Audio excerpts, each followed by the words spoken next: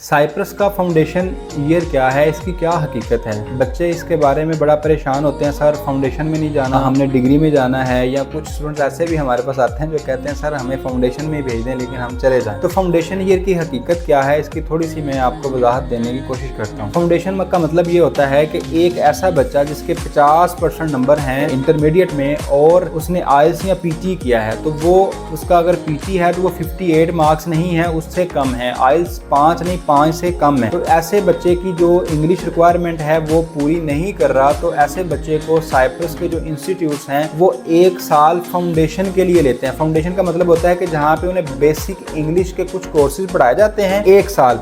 जब वो courses complete कर लेते हैं उनके बाद दोबारा उनका टेस्ट लिया जाता है और फिर उन्हें आगे बैचलर्स में प्रमोट कर दिया जाता है। ये ऐसा क्यों होता है? ऐसा इसलिए होता है क्योंकि उन बच्चों की इंग्लिश प्रोफिशिएंसी अच्छी नहीं होती, जिसकी वजह से उनके इंग्लिश टेस्ट में स्कोर अच्छा नहीं आता। तो साइप्रस फिर ये बहुत बड़ी, मैं समझता हूँ कि अपॉर्चुनिटी दे रहा है स्टूडेंट को कि वो फाउंडेशन में एक्सेप्ट कर लेता है, 1 साल फाउंडेशन में पढ़ाता है, बेसिक कोर्स इंग्लिश के पढ़ाता है और उसके बाद फिर नेक्स्ट बैचलर में शिफ्ट कर लेता है। तो बजाय इसके अगर वो ये कहें कि नहीं जी आपने सिर्फ डिग्री में आना, 5 इसका आइल्स है या 58 पीटी के से नीचे हम स्टूडेंट नहीं लेंगे, तो स्टूडेंट साइप्रस जा ही नहीं पाएंगे। बहुत ज्यादा एक चेक पॉइंट लग जाएगा, जिसकी वजह से मैं समझता हूँ कि ये बहुत बड़ी अपॉर्चुनिटी है स्टूडेंट्स के लिए और ऐसे स्टूडेंट्स के लिए जो जिनकी इंग्लिश प्रोफिशिएंसी अच्छी नहीं है। देखें, जब आप उस एनवायरनमेंट में जाते हैं, जब आप इंग्लिश 1 साल पढ़ते हैं, तो डेफिनेटली इंग्लिश कोई रॉकेट साइंस नहीं है, तो आपकी इंग्लिश अच्छी हो सकती है और हो जाती है। ठीक है, तो ये एक अपॉर्चुनिटी समझी जाती है। मैं समझता हूँ कि ये फाउंडेशन ईयर एक अपॉर्चुनिटी है, बजाय इसके कि बच्चे कहते हैं जी आगे डिग्री में एडमिशन नहीं मिलता, फलां नहीं होता। सर एडमिशन डिग्री में भी मिल जाता है, उसमें सिर्फ थोड़ा सा आपको पेन लेनी पड़ती है। अगर आपके इंस्टीट्यूट के सीट्स फिल हो गई हैं, नो प्रॉब्लम, आप इंस्टीट्यूट चेंज कर लें। साइप्रस में तकरीबन 35 के करीब जो है वो इंस्टीट्यूट मौजूद हैं। आप किसी भी इंस्टीट्यूट को जाके कहें कि जी मैं कासा में, अमेरिकन में या किसी कॉलेज में पढ़ रहा हूँ, ये मेरी फाउंडेशन की डिग्री है, उधर सीट्स फिल हो गई हैं, मुझे आपके कॉलेज में सीट चाहिए। आप उधर से एनओसी लेते हैं, उसके बाद आप जाके ट्रांसक्रिप्ट लेते हैं फाउंडेशन की, जाके आगे आप एडमिशन ले लेते हैं। ठीक है, तो ये कोई बड़ी मसले वाली बात नहीं है।